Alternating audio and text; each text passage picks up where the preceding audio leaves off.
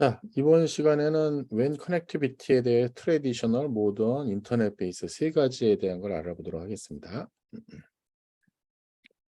기존의 트래디셔널 웬 테크놀로지에 대한 것이 1980년대 랜이 이제 출현해가지고 이거 멀리 떨어져 있는 걸 어떻게 연결하지? 이제 이런 고민이 생긴 것 같죠.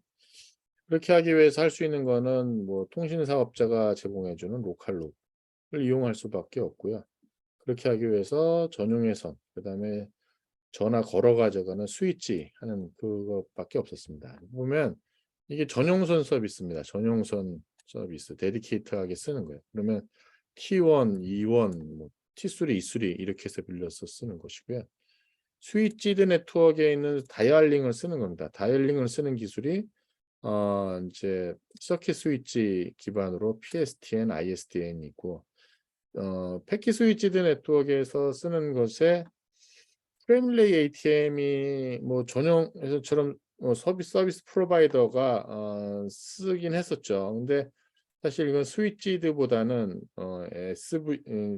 여기는 SVC 뭐 PVC 뭐 이런 말을 좀 썼어요. 그래서 SVC, PVC에서 약간 PVC 버추얼 서킷 컨셉에 그쪽으로 좀 많이 썼습니다. 그러니까 어쨌든 여기 나와 있는 내용을 기초로 얘기해 드리면 여기는 기본적으로 전화선 기반으로 전용의 선 서비스고 여기는 패킷 기반의 PVC라고 해서 퍼머넌트 버추얼 서킷이라는 기술을 썼고 그다음에 여기는 스위치드 버추얼 서킷 SVC를 써가지고 쓴 기술이라고 SVC도 여기 쓰고요. 그다음에 좌우지간 서킷 스위치 기반으로 스위치 기술이라고 보시면 되겠습니다.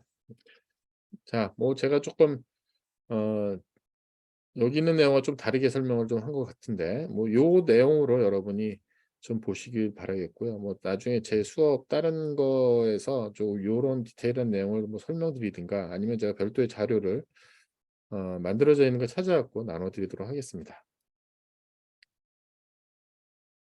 웬 터미널러지, 커먼 웬 터미널러지에 대한 것 전용 예선이라든가 모든 걸 보게 되면 포인트예요. 서비스 프로바이더들한테 리즈한 포인트예요. 그래서 전용 예선이라는 말을 저희가 씁니다. 어 그래서 monthly fee를 냅니다. monthly 리스 fee를 내죠. 리스트 라인이라는 것은 그 캐패시티에 대한 걸 계약을 해 가지고 하고요. 그 밴드위스 쓰는 그 할당한 거에 따라서 인제 가격은 책정이 됩니다. 물론 인제 거리가 멀면 더 비싸지겠죠. 대개 인제 이 캐패시티 쿠퍼를 쓰는 걸로 해 가지고 디지털 캐패시티 쓴 걸 보게 되면 T 캐리어하고 E 캐리어라고 쓰는데 이 T 캐리어는 노스 아메리카고요. E 캐리어는 유럽이에요. 그래서 예를 들면은 T1이라는 건 1.544 그러니까 음성 채널로 하면은 여기서는 기본적으로 24 채널을 쓰고요. E1이라고 하는 거에서는 2.048 여기는 32 채널을 써요. 원래는 정확하게 30 채널을 쓰고 2 채널은 시그널링 메시지 주고받는 목적으로 써요.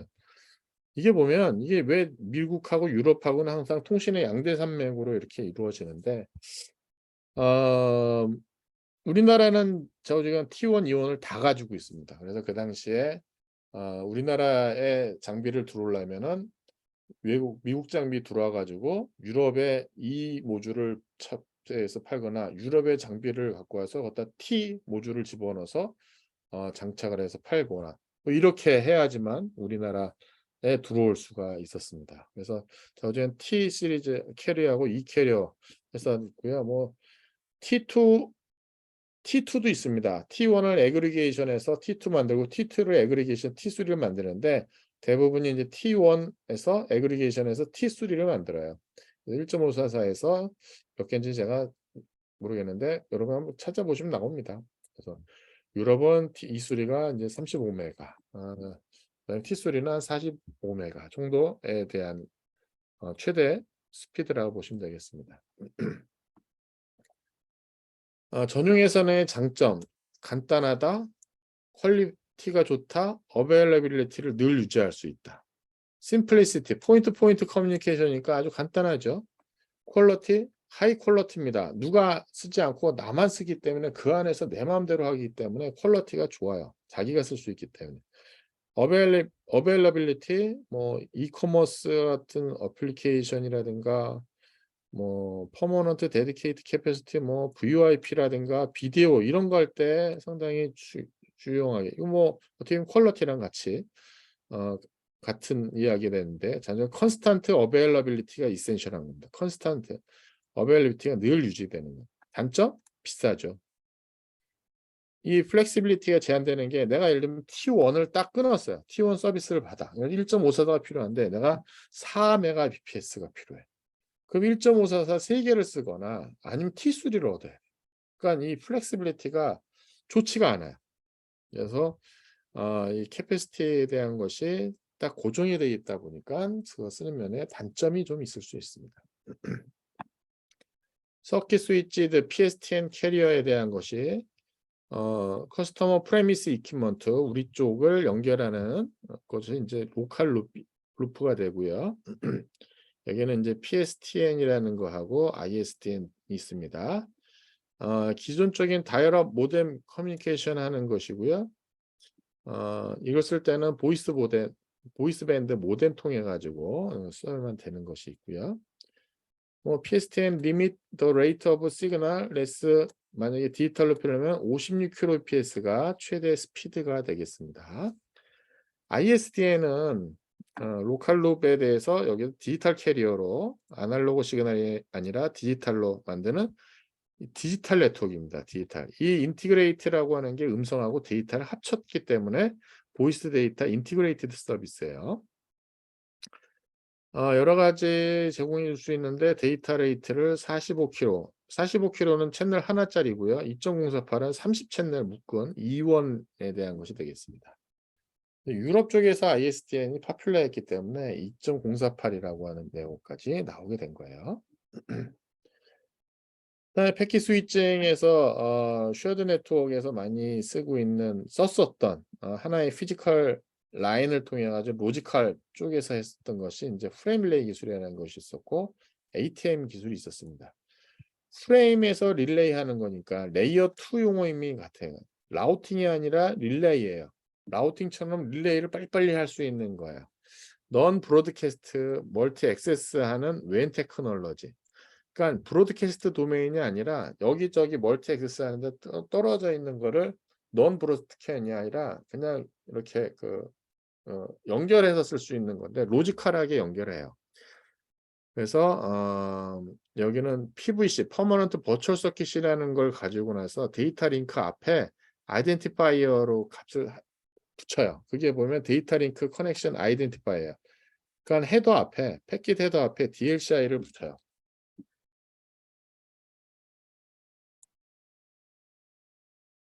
그럼 이제 프레임 릴레이 장치가 있으면 프레임 릴레이 장치들이 딱 있으면 이렇게 프레임 릴레이 장치들이 여기서 이제 패킷을 보낼 때 패킷을 만들어 보내는데 앞에다가 이쪽이 헤더가 됐는데 이쪽에 이제 DLCI 값을 붙여요. DLCI 값 뭐 10번 붙여요. 그럼 여기 어떻게 되면 10번은 이쪽 포트에 오는 10번은 11번으로 바꿔. 그럼 얘가 바꾸면서 여기 11번으로 여기 헤더를 바꿔서 보내요. 그럼 여기 이제 11번 받은 거는 이쪽에 뭐 9번으로 바꿔. 그럼 이제 9번에서 이쪽에 딱 자기의 이제 9번을 받고 이제 패킷을 받죠. 그럼 어떻게 되겠습니까? 앞에 있는 헤더만 보고 나서 여기 있는 장치들이 여기 DLC 값만 보고 나서 스위칭해서 넘어가겠죠. 스위칭? 릴레이해서 넘어가는 거. 릴레이. 프레임 릴레이. ATM은 뭐냐? 같은 컨셉 같은데 저기 프레임이라고 하는 게 사이즈가 크잖아요. 프레임이라는 건 베리어블하고 사이즈가 베리어블하지 상당히 또 크지. 그래서 ATM 셀이라는 걸 디파인했어요. ATM 셀은 53바이트예요. 48바이트에 53바이트. 스몰 픽스드에서 48바이트에다가 5바이트 헤더를 붙여요. 그러면은 이 데이터 큰 거에 대한 거를 48로 쪼개고 헤더를 여기 나와 있는 요 헤더를 이제 해서 붙입니다. 똑같은 컨셉으로 버추얼 채널 아이디, 버추얼 패스 아이디라고 하는 로지컬 채널을 붙여 가지고 보내게 하는 기술이고요. 얘는 사이즈가 픽스가 돼 있잖아요. 그러니까 어떻게 되겠습니까? 하드웨어 스위칭이 가능해요. 하드웨어 스위칭이. 그러니까 훨씬 더 빠르죠. 기본 스피드가 155Mbps입니다. 프레임 릴레이는 기본 스피드가 2Mbps예요. 그러니까 뭐 훨씬 더 빠른 게 ATM 기술이라고 볼 수가 있죠. 그렇게 이제 발전을 해왔습니다. 그리고 저희 프레임 릴레이는 제가 여기 라우터 장치를 예를 들어서 안 했군요. 라우터가 타깃입니다. 여기 붙는 장치들이 여기 붙는 장치들 이쪽에 프레임 릴레이 스위치에 붙는 요 단말들이 거의 라우터라고 보시면 됩니다. 여기는요. 근데 ATM은 그렇지 않아요. ATM은 아주 다양한 서비스를 지원할 수 있도록 만들었어요. 기본적으로 얘는 그 멀티미디어를 바로 수용할 수 있도록 만들었어요. 그래서 ATM은 보이스, 비디오, 데이터를 다 지원할 수 있도록 만들었고요. 프레임 베이스 아키텍처가 아니라 ATM은 픽스드 랭스 53바이트 들어갔기 때문에 상당히 빠르죠.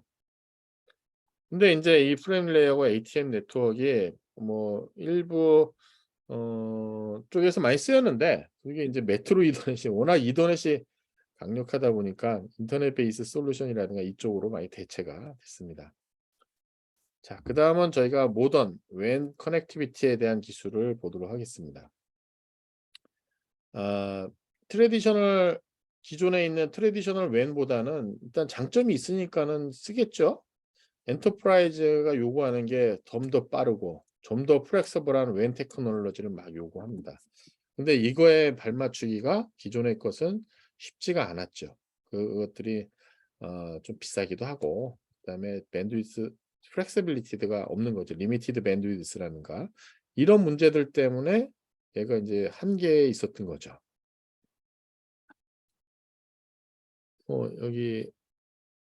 여기 이제 다 나왔네요. 지금 이제 옵티컬 파이버 근간으로 해서 옵티컬 컨버터 해가지고 쓰거나 XDSL, ADSL, XDSL 텔레폰 라인 통해 가지고 브로드밴드 모뎀 써 가지고 쓰기도 하고요. 그다음에 코엑셀 케이블 라인 통해서 케이블 TV에 대한 서비스 그러니까 댁내망 사용자들 주로 타겟을 하겠죠. 이게 소호라든가 집을 대상으로 할 때고요. 그다음에 셀룰라를 이용해서 하는 경우가 있고요. 그다음에 와이어리스가 또 좀 상당히 많이 쓰고 있고요. 새틀라이트 써 가지고 이 인터넷에 가입자들을 수용하고 있는 아주 다양한 거를 한눈에 보여주고 있는 현재 와이드 에리아 네트워크 테크놀로지라고 보시면 되겠습니다.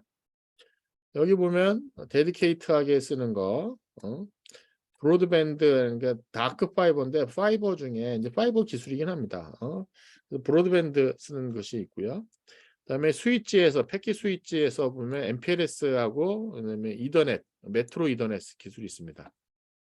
그다음에 인터넷 베이스로 인터넷 기반으로 브로드밴드 VPN을 쓰는데 와이어드 쌓는 XDSL 케이블 옵티컬 파이버, 와이어리스의 머니스폴 와이파이 셀룰라 세틀라이트 와이맥스 우리나라는 와이브로라는 이름으로 돼 있었죠.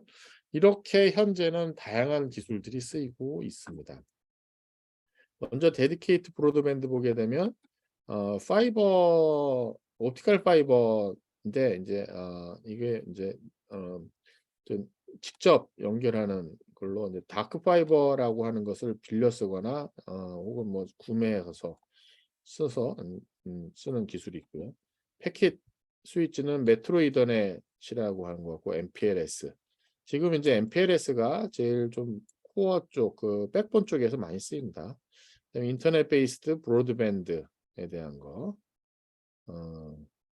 이렇게 앞에 내용 설명했으니까 이더넷 웬 기술에 대한 걸 보면은 서비스 프로바이더가 이더넷 웬 서비스를 지금 파이버 옵틱 케이블링 해가지고 쓰는 것이 많이 쓰고 있습니다. 그래서 메트로폴리탄 E, 이더넷 오버 MPLS, VPN, 버추얼 이 VPN하고 좀 더 거기 요거 VPLS입니다. 버추얼 프라이빗 랜 서비스 이런 것들을 지금 보게 되면 여기 이렇게 메트로 이더넷 스위치를 이용해 가지고 서비스하는 그림을 볼 수가 있고요. 이렇게 함으로써 비용을 하고 나면 어드미니스트레이션 하는 거를 좀 줄일 수가 있고요. 기존에 이더넷이 워낙 많으니까 이더넷하고 같이 이렇게 수용하기가 편하고요. 이렇게 하는 것 때문에 비즈니스 컨덕티비티 생산성이 이제 높아지는 거는 뭐 그 사이드 그 궁극적으로 하고자 하는 건데 좌우지간 그 장점으로 이렇게 써 놨습니다. 이 이더넷 웬이라고 하는 것이 파퓰러해 주고 있고요. 그다음에 기존의 포인트 포인트 프레임relay ATM을 대체하고 있다. 요거는 뭐 정확한 말입니다. 그래서 이 메트로폴리탄 이더넷이 상당히 대세다라고 볼 수 있고요. MPLS가 또 통신 사업자들 기존에 큰 네트워크를 갖고 있는 사람들이 많이 쓰는 기술입니다. 여기는 MPLS라는 게 이제 버라이어티한 여러 가지를 다 수용합니다. 뭐 앞쪽에 이더넷, DSL, 케이블, 프레임relay 다 수용할 수가 있고요. 이거는 뭐 V4, V6도 할 수 있고요. MPLS는 여기 보면 커스터머 엣지, 그다음에 프로바이더 엣지 뭐 이런 용어를 씁니다. 그래서 커스터머 엣지하고 프로바이더 엣지는 DSL이라든가 케이블이라든가 메트로이더 통해서 일단 들어옵니다. 그럼 요 안이 이제 MPLS 네트워크 환경이 돼요. 요 아래 있는 것이 레이블 스위치드 라우터라고 그래 가지고 이제 레이블 기반으로 해서 스위칭을 합니다. 예, 스위치들인데 라우터를 좀 보기도 해요. IP도 봐요. 그래서 스위치드 라우터라는 말을 써요. 그러니까 MPLS의 멀티 프로토콜이라는 용어는 IP뿐만 아니라 다양한 여러 가지 프로토콜을 다 지원할 수 있을 때에서 프로토콜이라는 말 써서 레이블 스위치인데 왜 라우터란 말 썼냐? 얘는 레이블 가지고 나서 스위치하는데 라우터 기능도 하고 있어요. 그래서 얘가 QS 서포트, 트래픽 엔지니어링, 그다음에 리던던시, 그러니까 어느 쪽으로 리라우트 한다든가 이런 것들이 가능하고요. VPN 서비스도 아주 쉽게 구현이 가능합니다. 자, 그다음 전체적으로 같이 이제 모던 네트워크 중에 하나가 인터넷 베이스드 커넥티비티였었죠. 인터넷 베이스 커넥티비티 와이어드 네트워크의 옵션에서 아까 보면 HDSL, 케이블, 옵티컬 파이버에 대한 것이 나와 있고 와이어리스에 대한 게 여기 나와 있는 와이파이, 셀룰라, 새틀라이트, 와이맥스. 이 와이파이는 우리 지금 많이 쓰고 있죠. 핫스팟 에리아 중심으로 쓰고 있고 5G에서 보면 캐리어 애그리게이션이라고 해서 이게 라이센스 밴드 있고 언라이센스 밴드를 애그리게이션하는 기술들이 5G에 많아요. 우리가 5G망에서 보면 캐리어 애그리게이션이라고 하는 기술이 있어요. 애그리게이션. 5G 뭐 라이센스 대역이 여기저기 떨어져 있습니다. 800메가 어, 어, 그다음에 뭐 2.1기가 2기가헤르츠 대역 중에도 좀 떨어져 있고 그다음에 5기가헤르츠 대역도 떨어져 있어요. 근데 여기에 대한 걸 애그리게이션 하는 것이 기본적인 건데 플러스 언라이센스 밴드 라이센스를 안 받아도 되는 대역 이게 이제 와이파이 대역이에요. ISM 밴드라고 하는. 그래서 결국은 이쪽에 와이파이를 같이 써요. 그래서 이 캐리어 애그리게이션을 하게 해 가지고 스피드를 랑당히 높이는 역할을 하는 것도 있어요. 와이파이를 하게 될 때 우리가 핫스팟에서 쓰는 것뿐만 아니라 이동통신망 사업자가 같이 물려서 쓰는 것도 있다라는 걸 알고 계시기 바라겠습니다. 와이어드 대신에 라디오 웨이브를 쓰고요. 그래서 3G, 4G, 5G 새틀라이트에 대한 것도 있습니다. 어, 근데 와이어리스 시그널이라고 하는 것이 좀 간섭이라든가 이렇게 비가 오는 날이라든가 혹은 뭐 눈 오는 날 영향도 받고요. 그다음에 뭐 이렇게 그 앞에 건물에 의해서 회절도 되고 몇 가지 좀 요소에 따라서 조금 방해 요소들이 좀 웨이브 시그널에 영향을 받습니다. 그쪽에 RF 쪽에 하는 사람들은 그 최적의 솔루션을 찾으려고 하죠. 하나하나 디테일하게 하는데 DSL이라고 하는 게 보게 되면 이게 트위스트 페어 라인 전화 라인을 씁니다. 전화 라인을 쓰는 큰 장점이 있고요. ADSL이라고 해서 어시메트릭하게 혹은 그다음에 시메트리컬하게 혹은 하이스피드하게 뭐 이렇게 하는 것이 있는데 제가 그 얘기했습니다. 전화라고 하는 거지. 플레인 올드 텔리폰 서비스입니다. 포츠가 전화 음성에 대한 거예요. 플레인 올드 텔리폰 서비스. 이게 4kHz까지가 쓰고요. 그다음에 그 윗대역의 데이터를 모듈레이션하는 기술이에요. 데이터에 대한 걸 업스트림을 이렇게 작은데요. 138kHz까지. 그다음에 1.1MHz까지의 다운스트림으로 여러 개 쓰고 요거의 영역을 어떻게 쓰느냐에 따라서 시메트리컬하게 할 수도 있게 되는 것이 DSL 기술입니다. DSL에서 DSL 모뎀이 우리 집에 있고요. 저쪽 그 교환국사에 디스램 먹스 장치가 있습니다. 그래서 우리 집에서 쓰는 게 DSL 모뎀하고 전화 라인 통해 갔을 때 교환국사에 있는 디스램 장비가 음성이네. 그럼 PSTN 보내. 인터넷이네. 그럼 인터넷으로 해서 보내게 됩니다. 그래서 디스램 장비라고 하는 것은 교환국사에 위치하고요. 여러 많은 사람들의 서브스크라이버를 포함합니다. DSL 자체는 쉐어하는 게 아니죠. 요거는 다 하나하나씩 집집마다 가 있죠. 세퍼레이트하게 집집마다 다 가 있고요. 거기에 뭐 수용을 얼마큼의 디스램 장치의 용량에 따라 가지고 좌우되는 거기 때문에 퍼포먼스에 문제는 없습니다. DSL하고 PPP 포인트 투 포인트 프로토콜에 대한 내용이 나오는데 이 PPP에 대한 것이 참 여러 가지 기능에서 씁니다. 지금 보면은 기본적으로 두 가지로 나눠지는데 PPP라고 하는 거를 우리가 했었죠. PPP라고 하는 게 기본적으로. 여기 보면 이더넷 여기 사이는 PPP-o이라고 써 가지고 여기는 이더넷 여기도 우리가 이더넷 연결돼 있잖아요. 여기는 우리 집에 D스램하고 이더넷이 연결돼 있습니다. 그래서 이더넷에 보게 되면 PPP 헤더하고 IP 패킷 해서 만들어서 보내면 여기는 이더넷이고 여기는 그냥 트위스트 페어 라인이잖아요. 그러니까 이더넷 기술을 쓰고 여기 PPP 헤더 쓰고 여기 PPP 이렇게 보내서 PPP가 이 사이에서 쓰는 기술이 하나 있고요. 아니면 라우터가 쓰는 경우가 있어요. 여기는 그냥 그냥 랜이고요. 얘가 PPP-o의 클라이언트예요. 클라이언트. 그래서 이쪽에 쓴 이더넷 쓰고요. 그다음에 뭐 똑같은 내용이네요. 근데 여기는 클라이언트가 라우터냐, 여기는 클라이언트가 호스트냐에 대한 내용이 되겠습니다. 뭐 호스트 PPP-o, 라우터 PPP-o 뭐 얻는 걸 누가 얻어서 쓰느냐 뭐 그런 내용이 되겠습니다.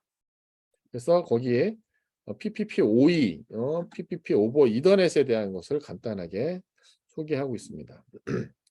케이블 테크놀로지도 마찬가지입니다. 코엑스럴 케이블의 데이터 오버 케이블 서비스 인터페이스 스펙에서 닥시스라고 하는 인터페이스가 스탠다드가 있고요. 여기는 이렇게 되는 거죠. 우리가 케이블 TV라고 하는 것이 전부 다 이게 주파수입니다. 여기 보게 되면 우리가 그 주파수가 쫙 있죠. 뭐 이렇게 주파수대로 해서 방송국이 다 주파수 있습니다. 이 방송국 1, 방송 2, 방송 3 쓰는데 일부 영역에 대한 것을 빼가지고 요 영역을 데이터로 쓰는 거야. 데이터용으로. 근데 이게 보통 방송에 대한 거는 전부 다 다운스트림이잖아요. 그래서 업스트림에 대한 게 별도로 좀 있어야 돼요. 쓰더라도. 그게 하나 이제 추가가 되고 난 다음에 기존의 방송에서 쓰는 주파수의 일부를 데이터용으로 쓰는 것이고요. 여기 쓰는 그 아까 교환국사에서 썼던 것처럼 여기 케이블 TV에서도 CMTS라는 장치가 있습니다. CMTS. 아까 보시게 되면 여기에 보면 디스램 장치가 있었잖아요. 디스램 장치가 있었듯이 여기는 CMTS라는 장치가 있어요. 그래서 CMTS가 아까 여기 끄집어내고 받고 하는 거를 하는 기능을 하는 장치가 되겠습니다. 그래서 그게 CMTS의 약자가 케이블 모뎀 터미네이션 시스템이 되겠고요. 얘는 이제 그 영상하고 방송하고 인터넷하고 끄집어내는 그런 역할을 합니다. 옵티컬 파이버는 파이버 투 더 X, 파이버 투 더 뭐 이런 용어를 씁니다. 파이버 더 톰, 파이버를 집까지 끌고 갔니? 빌딩까지 갔니? 노드 네이버까지 갔니? 혹은 커브라고 해서 그 일정한 지역까지 또 끌려고 하는 기술들이 있습니다. 어쨌든 그 바운드리 영역이 홈이냐 빌딩이냐 노드 네이버후드냐에 따라서 옵티컬 파이버를 끌고 가는 기술이 있어요. 그래서 그거에 대한 것을 F2X 뒤에 X는 아주 다양한 any가 되겠죠. F2 any는 밴드위드스를 브로드밴드 옵션하게 그 하이스트 밴드위드스를 딜리버하는 장점을 갖고 있다. 옵티컬 파이버니까. 와이어리스 인터넷 베이스드 와이어리스에 대한 거 볼까요? 매니시펄 와이파이라고 하는 것이 보게 되면 뭐 그냥 그 핫스팟 에리아뿐만 아니라 뭐 여기저기 제공해 주는 겁니다. 여기 보면 시티 안에서 우리가 지자체가 운영을 하는 경우가 있죠. 그렇게 해가지고 운영을 하거나 혹은 통신사업자가 제공하고 있는 와이파이를 접속해서 쓰거나 그것이 바로 매니시펄 와이파이가 되겠습니다. 뮤니시펄 와이파이가 되겠고요. 가격에 대한 거는 뭐 substantially less than price other broadband 상당히 싼 걸로 나오고요. 셀룰라에 대한 거 우리 쓰는 게 3G, 4G, 5G, LTE 대한 기술 쓰고 있고요. 세틀라이트를 우리가 일반적으로 쓰진 않죠. 근데 아마 도심에서 멀리 떨어져 있는 사용자들, 그다음에 케이블하고 뭐 DSL이 불가한 사람들 그쪽에서 쓰는 거죠. 우리나라하고는 좀 상관이 없는. 그래서 세틀라이트에 라우터가 연결돼가 세틀라이트 DC에 라우터가 연결을 해가지고 포인트 투 포인트하게 동작하고요. 그렇게 되면 뭐 전 지구를 다 커버할 수가 있죠. 근데 여기에는 큰 나무라든가 헤비 레인, 장마가 지거나 그러면 좀 세틀라이트 시그널이 좀 약해지는 단점이 있습니다. WiMAX, 월드와이드 인터오퍼러빌리티 마이크로웨이브 액세스의 약자입니다. 우리나라는 이 브랜드가 Y브로라고 써서 우리도 서비스를 했고 지금은 LTE Y브로로 많이 바뀌었죠. 우리나라는 스탠다드는 IEEE 802.16에서 제공하고 있고 YMX도 11메가에서부터 점점 지금 증가해서 620메가까지 지원하나 그럴 거예요. 스몰 와이파이 핫스팟 에리아보다 더 큰 영역을 커버할 때 Y브로에 대한 것을 서비스를 합니다. 그 다음에 이제 VPN, 우리 VPN에 대한 거를 공부를 했었습니다. VPN이라는 게 시큐리티에 대한 것을 리모트 오피스 있을 때 인터넷에 멀리 떨어져 있는 브랜치가 멀리 떨어져 있을 때 연결하는 인터넷상에서 인크립션 커넥션을 합니다. 프라이빗 네트워크하고 퍼블릭 네트워크를 넘어서 프라이빗하고 프라이빗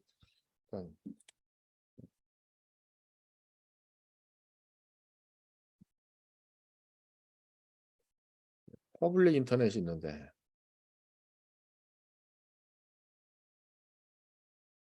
여기에 VPN 장치 중에서 여기 있는 우리 브랜치를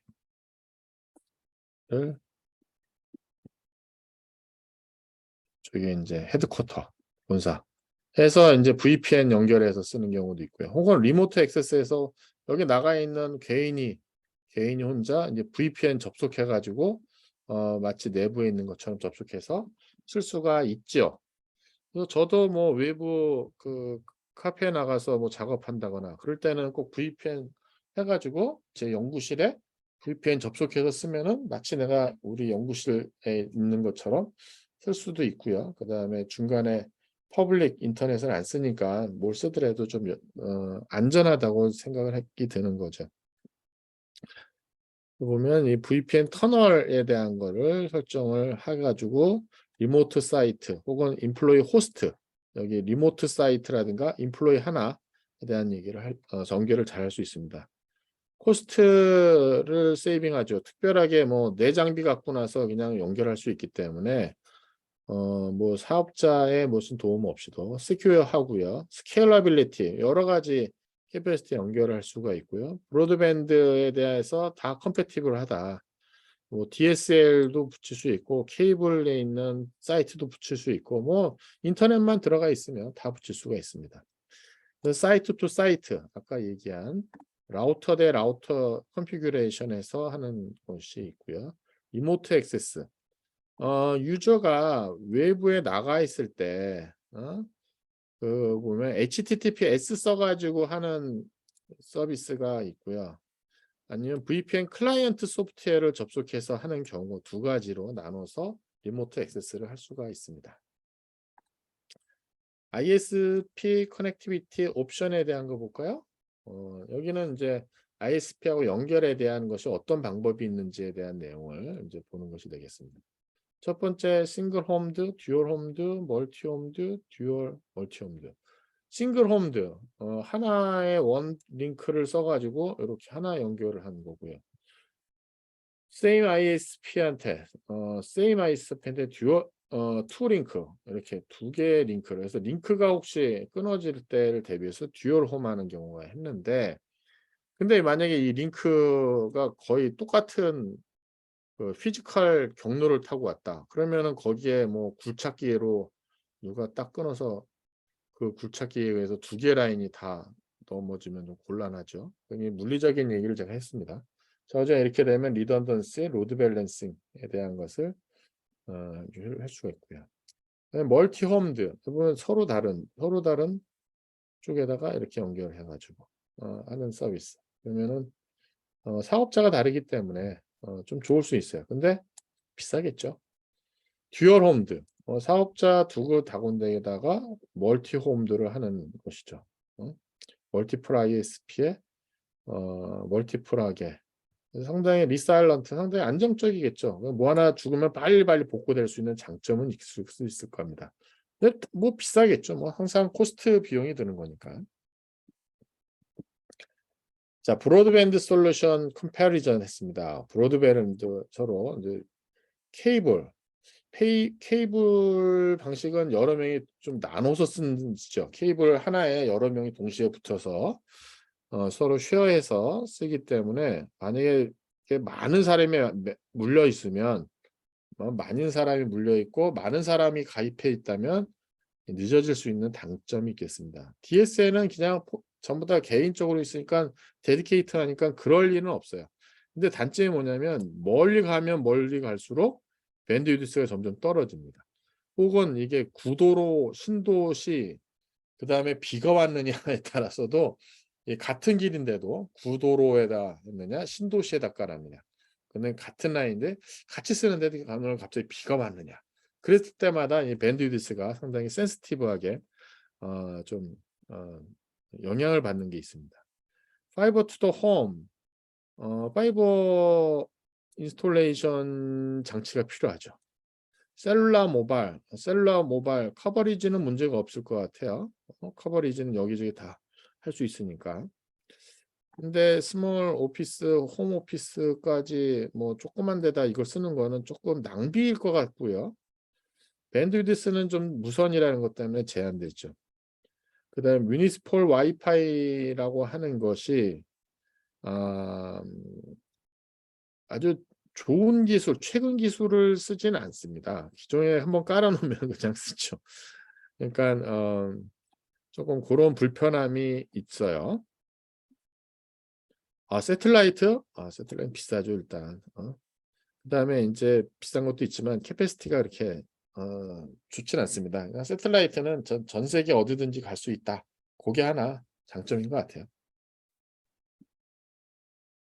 자, 여기 인터넷 액세스 옵션에 대한 랩을 여러분들이 여기 한번 해보기를 바라겠고요. 자, 여기까지. 자, 모듈 7에선 와이드 에리아 네트워크에 대한 내용을 알아보았습니다. 그러니까 여러분들이 조금 어떻게 보면 익숙하지 않은 내용이지 통신하는 사람들 입장에서는 통신망에서 인터넷 서비스하는 것은 가장 기본적인 내용이다라고 생각하시면 될 것 같습니다. 여기까지 해서 모듈 7에 대한 강의를 모두 마치도록 하겠습니다.